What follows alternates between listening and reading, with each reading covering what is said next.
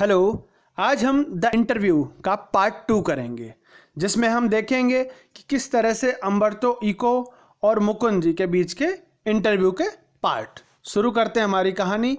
अगर आपने channel subscribe ना किया हो तो अभी चैनल सब्सक्राइब जरूर कर दीजिए, साथ ही आइकॉन बेल भी प्रेस कर दीजिए, जिससे आपको आगे की सभी वीडियोस मिलती रहें।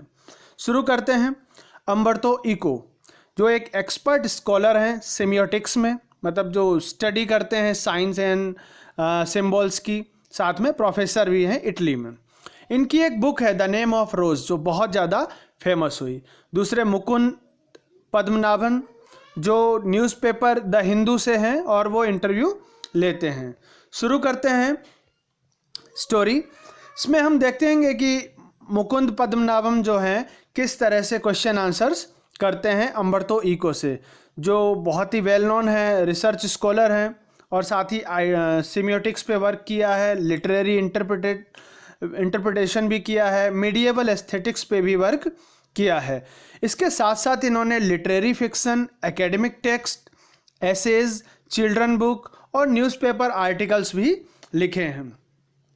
तो जब इंटरव्यूअर हैं मुकुंद जी, पूछते हैं उनसे एक इंग्लिश नॉवेलिस्ट डेविड लॉज के कोटेशन के साथ कि वो एक साथ, मतलब एस्टोनिश हैं कि एक साथ इतने सारे काम कैसे करते हैं, वेरिड वर्क, साइजेबल वर्क्स। तो वो साथ में ये जानना चाहते हैं एक साथ इतने सारे आप काम कैसे कर लेते हैं। तो अम्बर्तो इको कहते हैं कि ये बात अलग है कि ऐसा लगता है मैं बहुत अलग काम करता हूँ, पर वो कहते हैं कि मैं लिखने में सेम फिलोसॉफिकल वे और एथिकल आइडियाज़ यूज़ करते हैं, लेकिन उनका जो जॉनरा होता है वो डिफरेंट होता है। साथ वो डिस्क्लोज करते हैं अपने सीक्रेट को कि किस तरह से वो जो इतने सारे वॉल्यूम वर्क कर पाते हैं। तो वो कहते हैं कि वो यूटिलाइज करते हैं अपने एम्प्टी स्पेस को, मतलब शॉर्टेस्ट वे। दो कामों के बीच में जो हमें थोड़ा टाइम मिलता है, तो उनका ये कहना है कि मैं उस टाइम को भी कुछ ना कुछ लिखने में यूज़ कर लेता हूँ। जैसे उन्होंने कहा कि जो इंटरव्यूअर आए थे जब उनकी बिल्डिंग के नीचे थे और उन्हें पता चला, पर उसी बीच में उन्होंने एक आर्टिकल तैयार कर लिया। बोले इस तरह से जो गैप होता है, एम्प्टी स्पेस मिलता है उनको, उसमें वो काम करते हैं।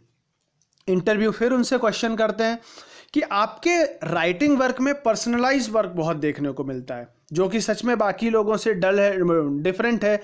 जैसे बाकी का काम जो है एकेडमिक, अक्सर डल और ड्राइव स्टाइल का देखने को मिलता है एकेडमिक वर्क्स में। तो वो पूछते हैं कि क्या आपने ये नेचुरली है या कॉन्शियस एफर्ट आपने इसके लिए किया।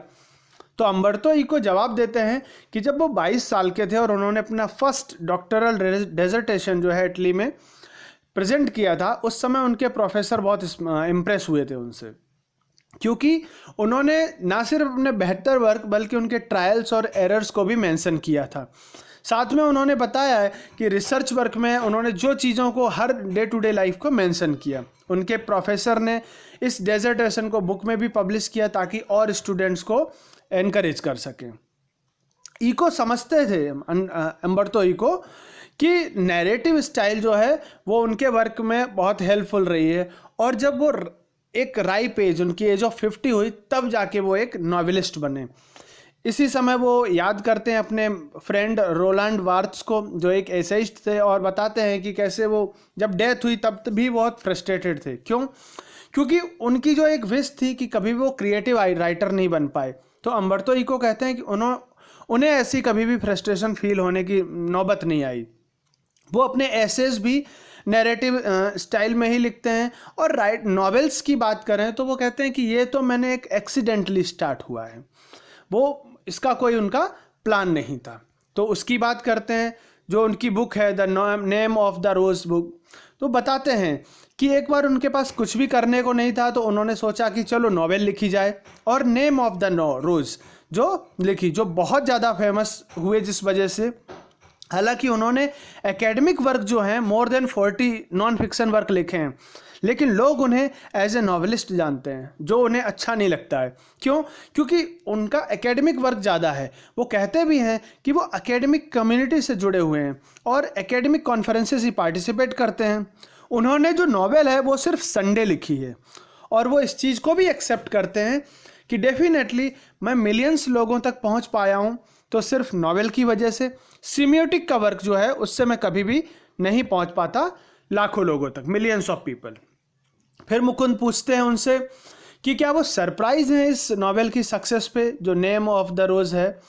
तो वो कहते हैं कि बताते हैं मतलब वो मुकुंद जी कि ये सीरियस नॉवेल है और इसमें डिटेक्टिव यान भी देखने को मिलता है, मेटाफिजिक्स भी है, थियोलॉजी भी है, मिडिएवल हिस्ट्री है। तो मतलब ये बहुत डिफिकल्ट और सीरियस रहा है। तो वो पूछते हैं कि क्या आप इसमें पजल्ड रहे या ऐसे ही हुआ है। तब इको बताते हैं कि वो पजल्ड बिल्कुल भी नहीं थे, वो एकदम क्लियर माइंड थे। हाँ, जर्नलिस्ट और पब्लिशर्स जरूर कंफ्यूज थे, पजल्ड थे, क्योंकि उनका ये मानना था कि लोग जो हैं ट्रेस वर्क पढ़ते हैं, उनको डिफ़िकल्ट रीडिंग एक्सपीरियंसेस नहीं पढ़ते हैं। और वो अपना एक्सपीरियंस भी बोलते हैं कि वो पूरे दिन मेहनत करने के बाद में नाइट में एक्चुअली एंटरटेनमेंट ही प्रोग्राम्स देखना पसंद करते हैं, जैसे मियामी वाइस या इमरजेंसी रूम। तो वो बताते हैं, लेकिन उनका ये कहना है कि सबको लाइट रीडिंग पसंद है, लेकिन सीरियस रीडिंग भी बहुत सारे कैपेबल लोग पसंद करते हैं, और यही वजह है कि वो मिलियंस ऑफ लोगों तक पहुंच पाए हैं।